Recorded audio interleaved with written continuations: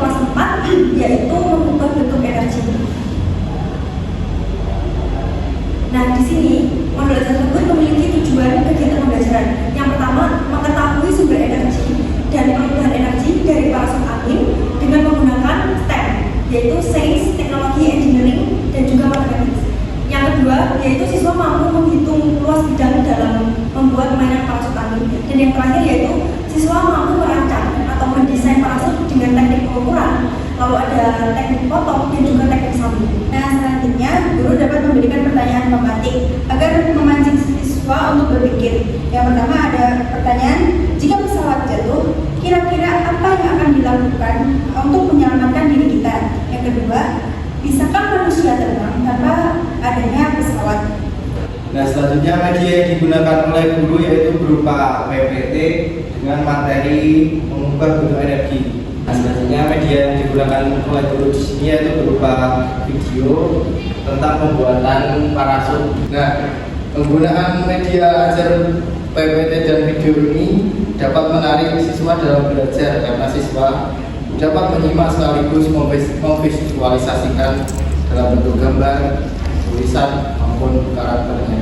Nah, jadi penggunaan media PPT dan juga video ini dapat menambah antusiasme siswa dalam belajar dan juga meningkatkan prestasi belajar siswa. Kemudian pada bagian inti pembelajaran, siswa itu dibagi menjadi 5 kelompok yang masing-masing kelompok ada 5 anggota.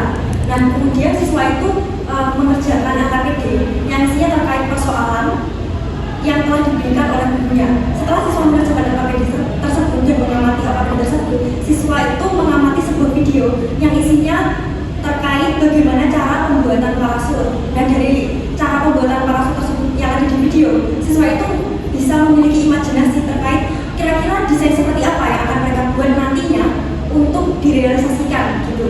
Nah, untuk desainnya ini mereka dibebaskan dari gurunya, dari ukuran kanopinya atasnya ataupun bagian talinya itu mereka dibebaskan, mau ukuran berapapun itu diperbolehkan. Setelah desain dibuat oleh setiap kelompok, nah setiap kelompok ini selanjutnya melakukan yang namanya praktik pembuatan parasut.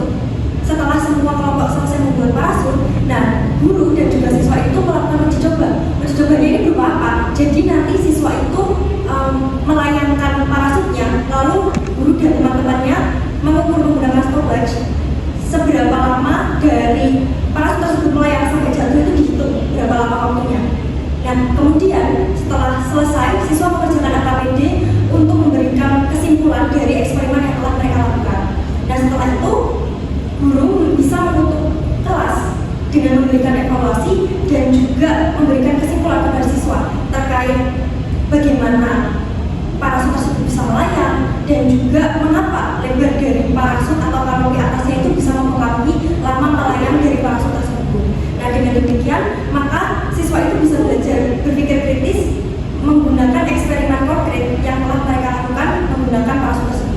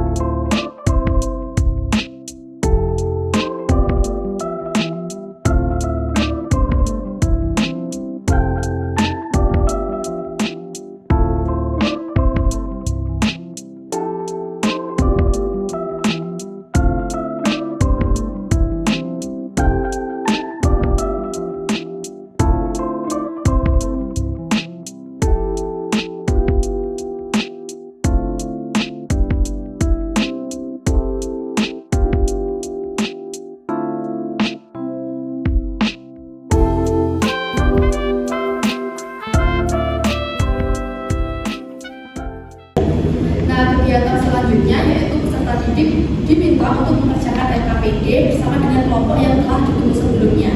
Jadi terdapat 3 AKPD yang harus diselesaikan siswa dengan kelompoknya. Yang pertama yaitu siswa diberikan sebuah teks yang di dalamnya terdapat persoalan di mana diajak untuk berpikir kritis dalam menghadapi suatu permasalahan.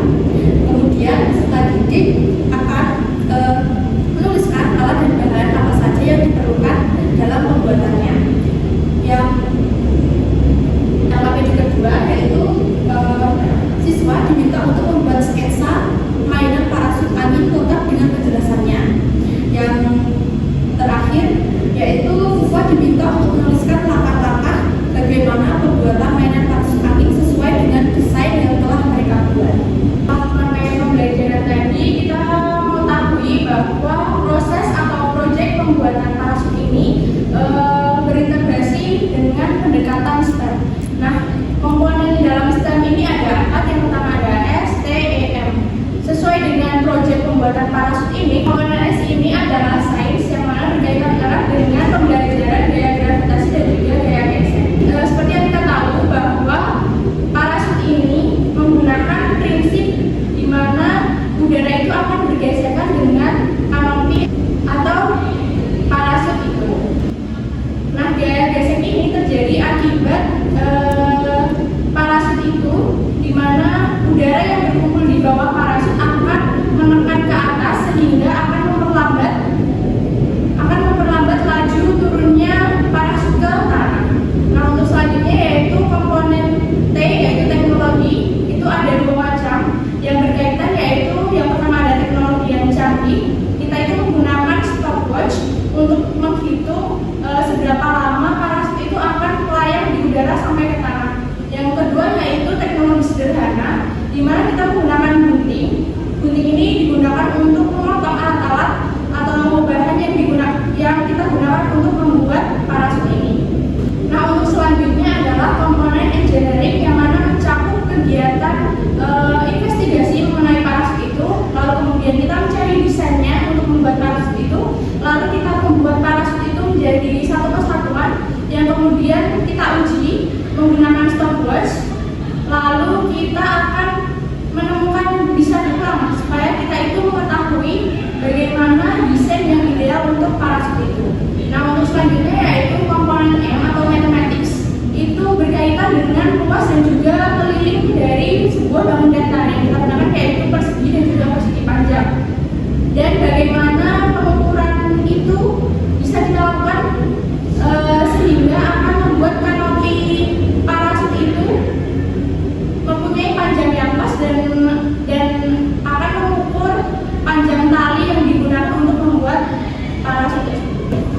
Nah, untuk selanjutnya adalah penilaian atau yang dinilai dari siswa. Yang pertama adalah hasil karya siswa tersebut. Yang pertama, apakah parasut itu berfungsi atau tidak. Yang kedua ada penilaian kreativitas dan estetika dari hasil karya tersebut yang berdasarkan pada kerapiannya dan pemanfaatan penggunaan bahan yang digunakan untuk pembuatan parasut. Yang ketiga ada penilaian kerjasama antar siswa dalam penyelesaian masalah, yaitu membuat parasut tersebut. Ya, itu tadi merupakan presentasi terkait pemahaman belajar yang tahap 2. Nah, di sini siswa itu tidak hanya belajar tentang sains saja, namun juga belajar tentang matematika,